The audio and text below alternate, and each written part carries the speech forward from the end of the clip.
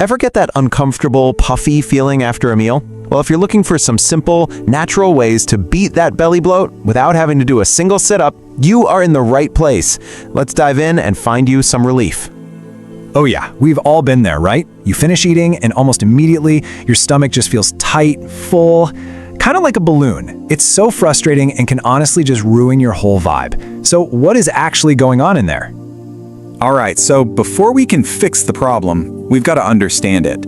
Let's pull back the curtain and talk about what belly bloat really is and where it's coming from. So at its core, bloating is really just trapped gas. That's it. It's like a little traffic jam in your digestive system. This buildup is what creates that awful pressure, and yep, it can even make your stomach look noticeably bigger. And the causes are often surprisingly simple. Swallowing air, that can happen just from drinking a fizzy soda or even chewing gum.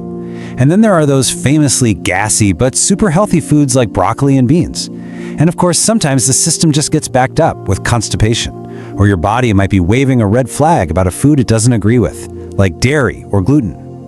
But here is the fantastic news.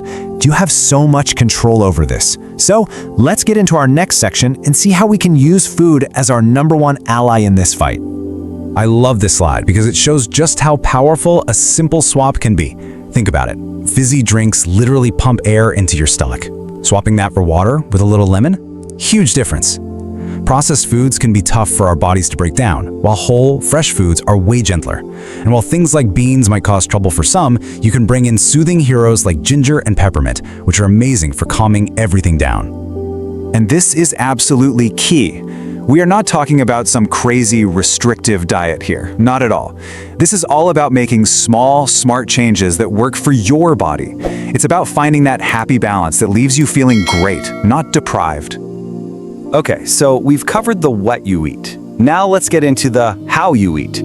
Because believe it or not, the way you approach your meals can be just as important as what's on your plate. Let's walk through this together. First up, slow down. When you rush your food, you're basically swallowing more air and stressing out your digestive system. Number 2, chew your food really, really well. I mean, digestion literally starts in your mouth.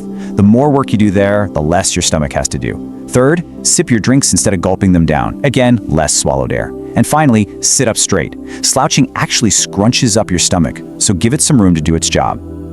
Now, beyond what you eat and how you eat, there are a few other little tweaks you can make to your day that bring massive relief.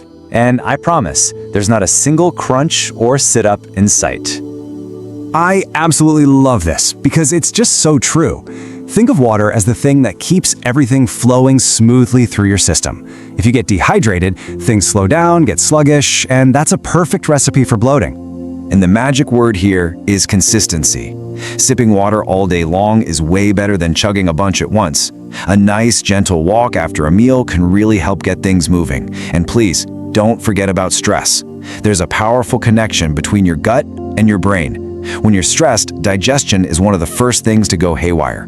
So taking a few deep breaths or getting a good night's sleep can work wonders. Phew, okay, we've covered a lot of ground. So now let's tie it all together into a super simple plan that you can literally start using today. Here's your takeaway, and it really is this simple. Just start small. For this week, pick just one thing from that food swap list. At your very next meal, just try to focus on chewing a bit more, and maybe keep a water bottle on your desk. It's these tiny actions that build up and create powerful, lasting change. And that's really what this is all about, isn't it? You don't need to completely overhaul your life overnight. Just one small, positive choice today can start you on the path to feeling so much lighter and more comfortable tomorrow. So, what's it gonna be? Thanks for tuning in.